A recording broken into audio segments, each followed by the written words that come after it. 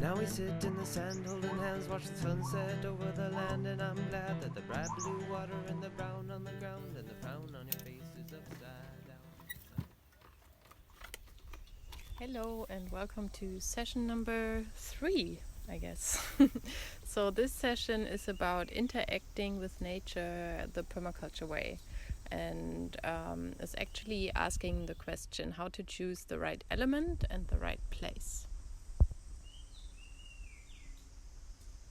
So after this session you will be able to question yourself about why you are about to implement an element. You will know the 3 aspects for placement, and you will be able to place a single element on your land.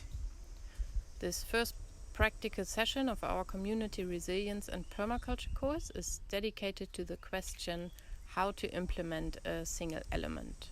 We will use it to introduce and experience some important underlying principles and design drivers in permaculture. You can actually come back to these principles and design drivers when placing a single element, implementing a permaculture technique, or designing entire ecosystems.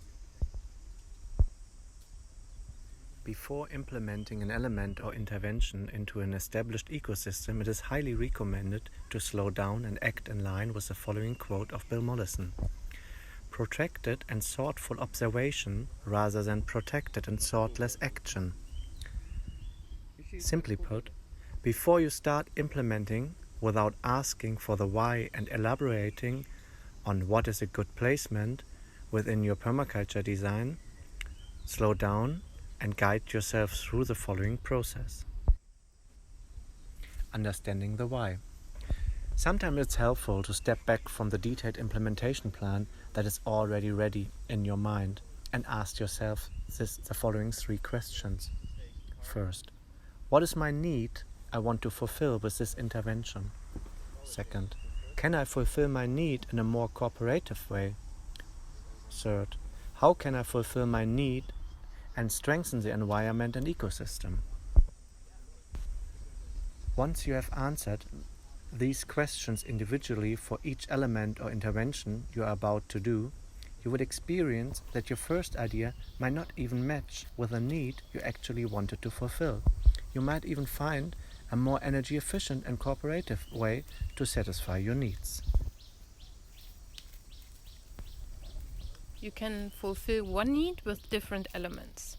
Once you understood the why, it is about to figure out what element is the best in this particular moment and situation to fulfill your needs and functions and is still in line with your values. In the tropics, managing soil fertility on the long run is hard work. Thus, we decided to go for Sepp Holzer's famous Hugelkultur, to design a new garden bed to increase our ability to grow food and to become more resilient as a community. By designing this garden bed, we were also able to introduce and experience some important underlying principles and design drivers of permaculture. Permaculture design teaches us to design from patterns to detail, which means we define our needs and wants and design accordingly in a holistic way. However, if you are about to implement just a single permaculture technique without changing your entire plot into a permaculture place, it is still worth spending some time to elaborate on the 3 following aspects. Access. Do I have access to the element? Do I block existing paths or access ways to other structures or non-developed areas of my land by implementing the element? Do I have access within the element? So that means, can I reach all plants in my garden bed from the outside, or do I have to put a path in, like, for example, a keyhole? Structure. Which is the right structure to fulfill my need? Is the structure able to sustain itself? How is the structure interacting with other structures around? And finally, water. Where is the water coming from? Do I need to manage water intake, minimize or increase? Do I need irrigation, or do sufficient natural water sources exist? In our case, we want to transform a straw-based circle that used to function as a gathering spot for people into a garden bed. As time passed, nature already started to use the circle in a different way.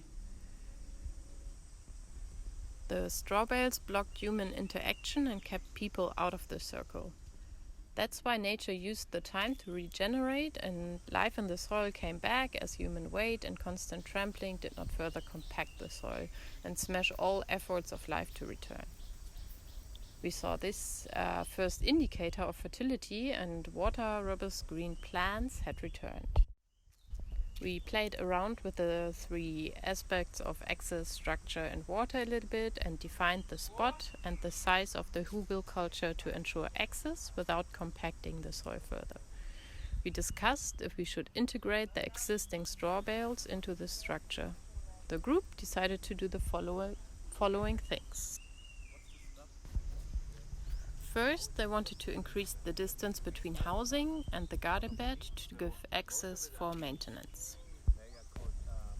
They decided to reopen the blocked path between the house and the main path to allow easy access.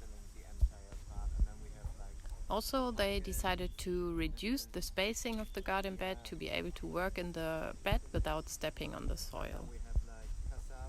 They also agreed to center the structure around the green spot, as we assumed that this spot has better access to water and fertility than the rest of the area. The straw bales should be integrated to give further strength to the Hugelkultur during the upcoming rainy season. As we did not have access to more soil, we also decided to take the excavated topsoil to cover the Hugelkultur afterwards. It was great to see how easy the group started to make use of permaculture principles and design techniques based on gut feeling. We supported the process and linked the decisions back to the permaculture framework to showcase how to make an intervention according to the permaculture framework. So, whenever you are about to place an element on your land, implement a social element, guide yourself through the 3 steps: the why, what and where. By doing so, you will right away increase the efficiency of your ecosystem without having a full permaculture design at hand. Alright, so here comes your learning exercise for today. So just have a look around your area and define one element that you want to implement. You could choose the one you are about to implement anyway, or you could just go for a compost pile, let's say. Now ask yourself why you want to implement this element first. Secondly, find the right spot and placement following the 3 aspects: access, water and structure. By doing so, you will easily see how important these 2 steps are. Cool, so you're done with your learning exercise. So please feel free to share your results, like your key learnings or whatever you've been working on in the comments. You can also drop us a message on info@flowfood.org or let us know on whatever channel you feel most connected to, what you have been up to.